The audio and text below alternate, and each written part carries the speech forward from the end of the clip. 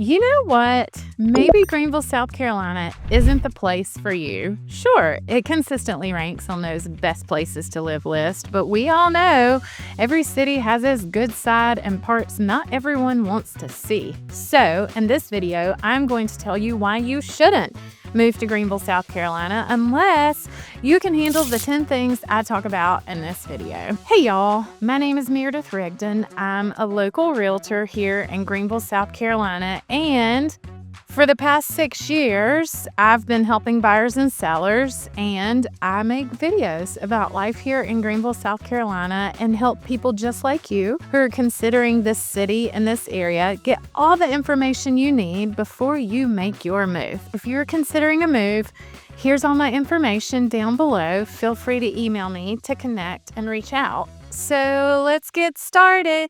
Number 1, traffic on Woodruff Road. Let's kick things off with something every local will warn you about. If you mention Woodruff Road to someone who lives here, you're probably going to get an eye roll or one of those bless your heart kind of laughs.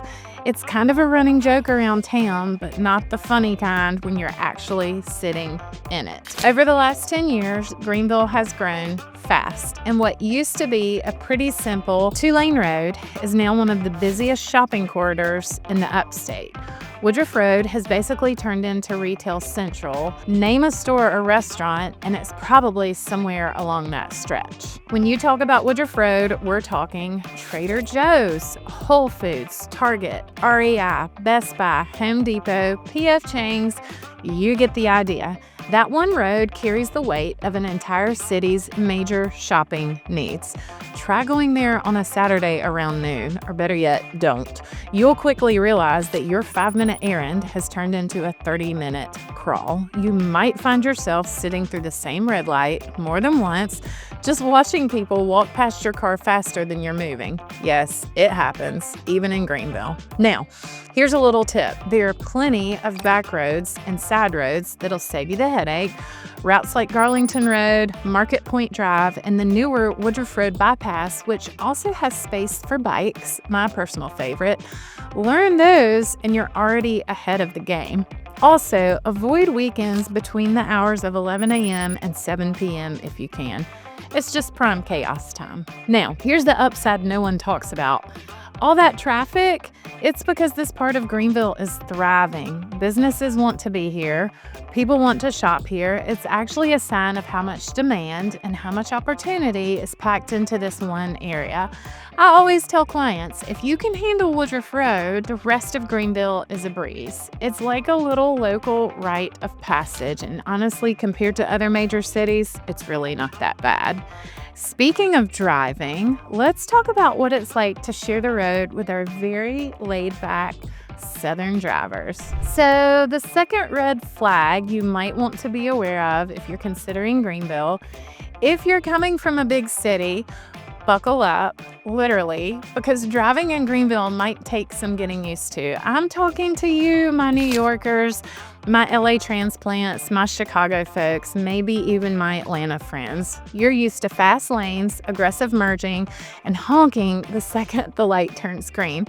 Well, that's not how we roll here, literally. In Greenville, people drive like they've got nowhere urgent to be, and I mean that in the best and sometimes most frustrating way possible. Speed limits actually followed.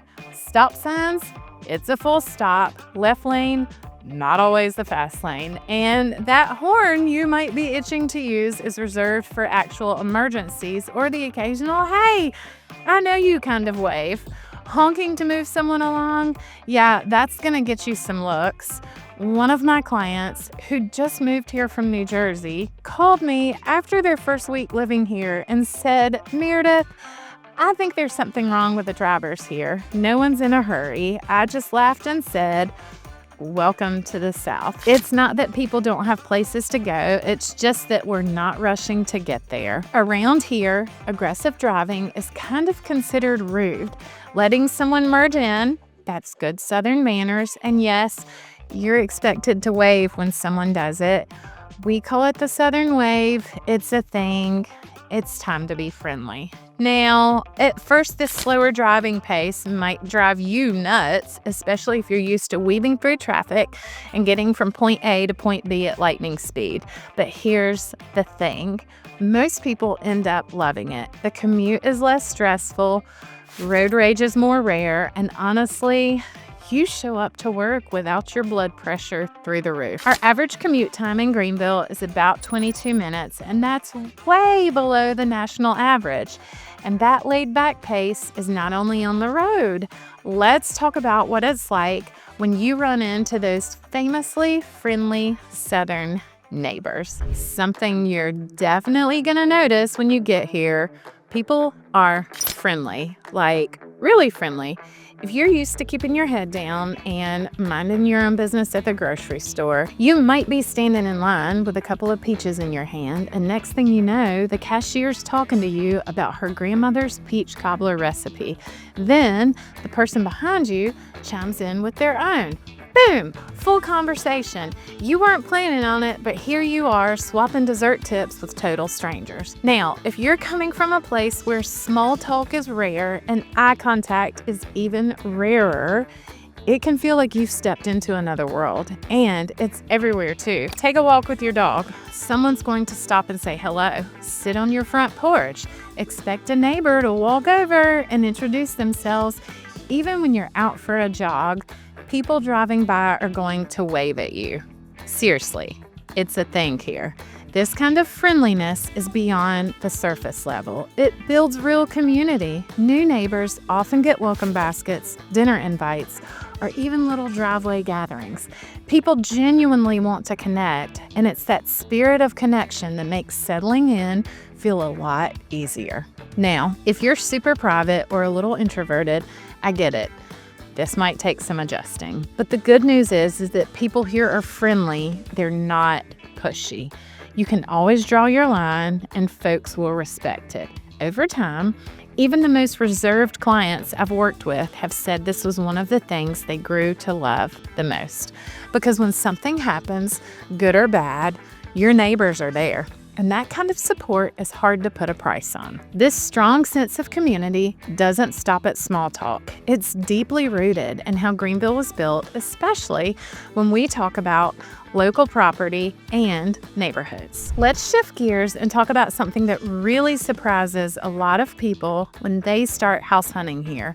You don't have to live in an HOA community to find a beautiful home in Greenville. I know, that's not the norm in a lot of places. If you've lived in a newer neighborhood in Florida, California, or the Northeast, you might be used to a lot of rules, like a lot of them. No RVs in the driveway, no sheds. You can't even change your porch light without approval from a committee. That's no fun. But here in Greenville County, you've got options, a lot of them. There are plenty of neighborhoods, especially in areas like Travelers Rest, Greer, Simpsonville, and parts of Taylor's, even in the city of Greenville, where you'll find homes on big lots with no HOA looking over your shoulder. Sometimes we're looking at half-acre, 1 acre, even multi-acre properties where you can finally do what you want with your land. Build a workshop? Sure. Park your camper in the driveway? No one's stopping you. Want to put your house something bold that makes you happy every time you pull into the driveway? Go for it. I'm talking to you, Clemson Tiger fans. Now, let's be real. The flip side is your neighbors can also do their thing. So maybe one of them collects vintage trucks or prefers a more natural approach to lawn care. That freedom cuts both ways, y'all. But a lot of people love the character it creates. No two homes are the same, and the neighborhoods feel a little more authentic. You'll also notice the zoning is more flexible in Greenville County. It's not unusual to see a house with a backyard chicken coop or a small greenhouse, or even someone running a home-based business. You don't get that variety in a cookie-cutter subdivision. And for folks dreaming about space to stretch out, maybe even start a little hobby farm, this is a game changer. It's not hard to find properties with mountain views, room for animals, and enough space between homes to feel like you've got real privacy. We'll get deeper into the idea of land and lifestyle later when we talk about climate and seasons, because trust me, Those things go hand in hand here. This setup isn't for everyone, but if you're someone who wants freedom and flexibility with your property, Greenville's rural and semi-rural areas are worth a serious look. Are you ready? Let's talk about churches. One of the first things you're going to notice driving around Greenville, there are a lot of churches, like a lot. Sometimes you'll pass 3 or 4 going down the same road. Big ones, small ones, steeples, brick buildings, modern campuses. They're everywhere. It's simply part of life around here. Greenville is amongst the most religious, mid-sized towns in America, and only 13% of our population claim to have no religious affiliation at all. Church is a major part of the social fabric here, whether you attend one or not. For a lot of locals, it's more than a Sunday thing. Churches here host preschools, youth sports leagues, food drives, senior groups, service projects, you name it. They're like built-in community hubs that do a lot more than worship. Now, if you're coming from a part of the country where religion isn't as visible, this might feel different at first. You're going to get invited to a church event the same week you move in here. Someone might ask, have you found a church home yet? And that's not them being nosy, it's how they connect. A lot of the best private schools, daycare programs, and even summer camps in the area are church affiliated too. Even if you're not actively attending church, you may cross paths with the local faith community in some way. And if you are looking for a place to worship, you'll have every option imaginable here. Baptist, Methodist, Catholic, Presbyterian, the list goes on and on. You'll find traditional hymn services, contemporary worship bands, quiet meditations, energetic sermons. Whatever speaks to you, it's here. Bottom line, churches in Greenville are more than buildings. They really are part of the heartbeat of this area. Whether you're involved or not, it just helps to know how central they are to the community vibe. Let's move on to the next topic, and that's growth. Y'all, Greenville is growing fast. I mean, if you haven't been here in a few years, you might not even recognize parts of it. I've been doing real estate for 6 years now, and let me tell you, downtown today, it looks nothing like it did back when I started. The numbers say it all. Greenville County has grown by more than 20% over the past decade, and we're still climbing. On average, about 19 people move here every single day. You can literally see it happening. New neighborhoods, new restaurants, new businesses popping up all over town. And the job market? It's booming. We've got big name employers like BMW, Michelin, GE, Lockheed Martin, Prisma Health, all with major operations here. But it's not only the giants. There's also a wave of smaller startups, creative firms, and tech companies setting up shop right in the heart of the upstate. Downtown Greenville has totally transformed. It's full of energy, from the award-winning restaurants to the boutique shops and art galleries. Falls Park is a huge draw, especially with that stunning curved suspension bridge right in the middle. I still hear people say, I can't believe this is in South Carolina. And yes, all that growth has made a big impact on home values. In some areas, prices have gone up 30 to 40% over the last 5 to 10 years. That's great news if you're investing here. And for buyers, it's a sign that this market still has strong momentum behind it. Now, all this progress is exciting, but it comes with growing pains too. Some roads are getting more congested, especially during peak hours. Schools in popular areas are filling up, and some folks who've lived here a long time feel a bit nostalgic for the smaller Greenville they remember. I get it. Change can be hard, especially when it feels like it's happening so fast. But I always tell my clients this: buying in Greenville right now is kind of like getting into Austin or Nashville 10 years ago. We're still ahead of the curve, and there's still so much opportunity ahead. The kind of rapid growth that we're seeing is also tied to education. So if you've got kids or plan to down the line, This next topic's going to be important. If we're talking about growth and you're hearing from a girl who grew up here, I went to public schools here, proud Wren High School graduate, and got my college education here. I'm also a proud Clemson University alumni. One of the most important things we can talk about is schools. So let's talk about that because this part surprises a lot of people when they're moving here. In Greenville County, where you live doesn't always lock you into a specific school. Sounds a little different, right? That's because our school district offers something called the Choice Program. And if you've never heard of it, here's the gist. Even though every home is zoned for a specific school, families can apply to go to pretty much anywhere in the county as long as there's space. So let's say you live in Simpsonville, but really love a school over in Travelers Rest or work that way. You can apply. Or maybe your child is really into science or the arts. You've also got options. We have magnet programs for all kinds of interests, plus charter schools and plenty of private school options across the area. Now, this doesn't mean that the top-rated schools aren't still in high demand. They absolutely are. Those areas still do impact property values big time. But unlike some cities where your whole home search revolves around a strict school boundary line, Greenville County gives you more freedom. That's the beauty of moving here. You can choose where you live based on lifestyle, which is what I've always done, and still find great school options for your family. Want to be closer to downtown? Cool. Prefer a bit more space out in the county? That works too. And with our warmer climate most of the year, outdoor life plays a big role in how families pick their neighborhoods. We'll talk about that more later. So, yes, Greenville gives you choices, not only with homes, but with how you live and how your children learn. That's a big deal for a lot of families. Now, pretend we're on an elevator and let's talk about the weather. Okay, y'all, I'm gonna rip the Band-Aid off. Summers here are hot. And yes, they're humid. And yes, the bugs definitely show up for the party. If you're coming from the West Coast or somewhere up north, the summer heat in Greenville might feel like stepping into a sauna with no off switch. We're talking 90-degree days, humidity that wraps around you like a warm blanket.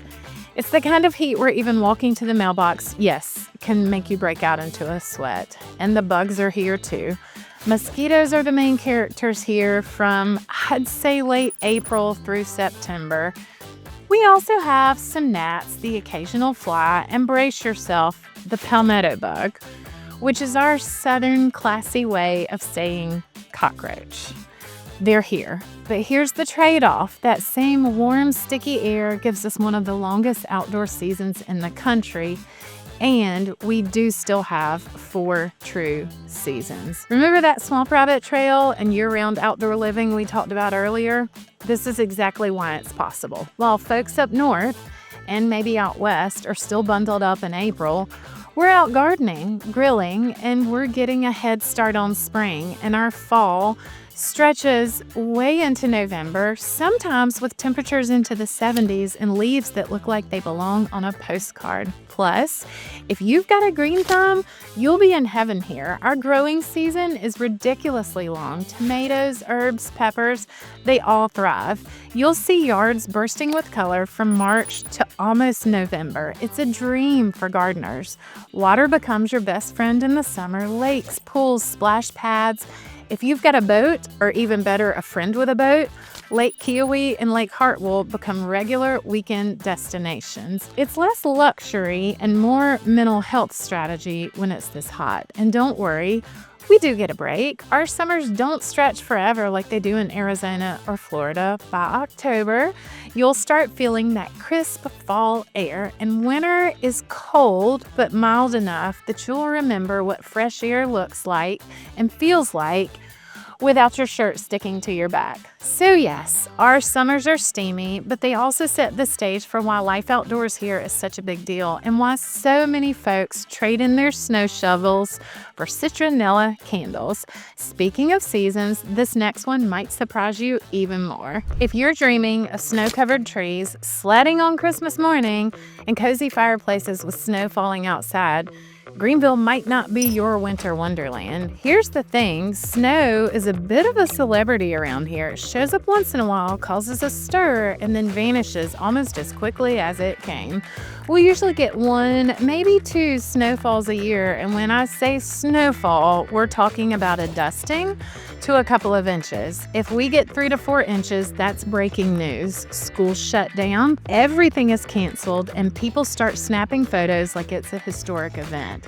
And you know what? It kind of is, because we don't get snow that often. We're really not set up for it. The city has a very small snow fleet, and our plan is mostly wait for the sun, which works. The snow usually melts by the next afternoon anyway. So if you're from somewhere like Buffalo or Chicago, this probably sounds ridiculous. I've had friends from other places say, wait, school's canceled already? Nothing's even fallen yet. Yep. Welcome to the South, but there's a bright side. Actually, there's several. For starters, our heating bills are lower. You don't have to own a snowblower, salt, or a whole separate heavy winter wardrobe. No scraping ice off your windshield at 6 a.m. And your car, it'll thank you for not driving through salted roads all winter. And we still do get a real winter feel, cool, crisp air, bare trees, and cozy evenings, only without the months of freezing temps or back-breaking shoveling. Average highs are in the 50s, which makes it perfect for hiking or walking downtown without sweating or freezing. And hey, if you really miss the snow, or you're like me and you have a Bernese Mountain Dog, you're only about 2 hours from legit ski resorts in North Carolina, so you can go play in the snow when you want to and leave it behind when you're done. You've got the best of both worlds here.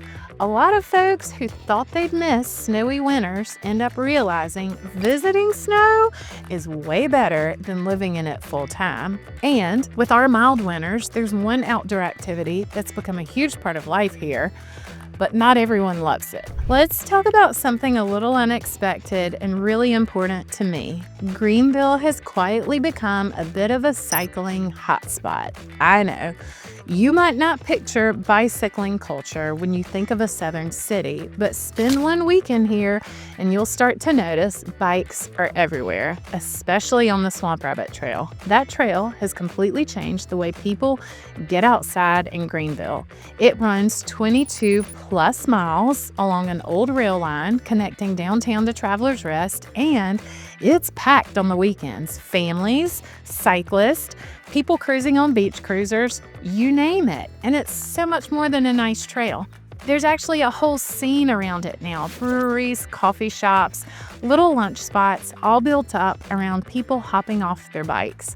You can ride, grab a drink, and hang out all afternoon. Outside of the trail, thanks to Bike Walk Greenville, the city's been investing in more bike lanes, greenways, and connected routes too, and it's paying off. Greenville now hosts some major cycling events that draw pros from all over the country, but not everyone's on board. Some drivers are still getting used to sharing the road, especially in parts of the county where winding roads weren't exactly made for both bikes and cars. So, if you're not into the cycling thing, that part might take a little getting used to. Still, a lot of buyers are actually asking me to find them a home near the Swamp Rabbit Trail because they see it as a huge lifestyle perk. Here's where it gets interesting, y'all. Homes near the trail have seen values go way up. We're talking faster appreciation than similar homes without easy trail access. So if you're thinking long term, that's something important to keep in mind. Plus, all the health benefits are real. Studies have shown that fitness levels in the community improved after the trail was built. And let's be honest, it's way more fun to live in a place where being active is this easy and this common. What I love about Greenville's cycling scene is that it works for everyone. You don't have to be a hardcore athlete to enjoy it. You can ride a mile or you can ride 20 to 50. The trail is flat, smooth, and safe, but if you want more of a challenge, there are mountain routes a few minutes away. This is one of those little lifestyle features that I think maybe people don't expect, and then they end up loving it. Even folks who haven't been on a bike in years tell me, I think I want to start riding again. And now that you've heard all 10 of these, the good, the weird, and the surprisingly inherently charming about Greenville, my hometown, let's wrap it up. Because if you're still nodding along and you're still with me after all of that, Greenville might just be the spot for you. So, there you have it. These are the 10 things about Greenville that might make you think twice or might just make you fall in love with this place even more, because while we've got traffic headaches, hot sticky summers, and maybe more church invitations than you've ever had in your life, we also have a community that actually feels like a community, a pace of life that lets you breathe, and neighborhoods where your neighbors wave when they drive by and actually mean it. So if you're thinking about relocating or even just starting to explore that idea, let's talk. I can help you figure out the right neighborhoods, school options, commute times, and all the real life stuff that matters when you're making a move. So if all of this has you thinking, okay, I might actually love Greenville, just wait, because in this next video, I'm diving into why right now might be the smartest time to make a move. There's a window of opportunity happening in our market that a lot of buyers might miss, and once it closes, it's gone. If Greenville feels like the right fit, this is the one you'll want to watch next. Thanks for hanging out with me today. Until the next one, bye y'all.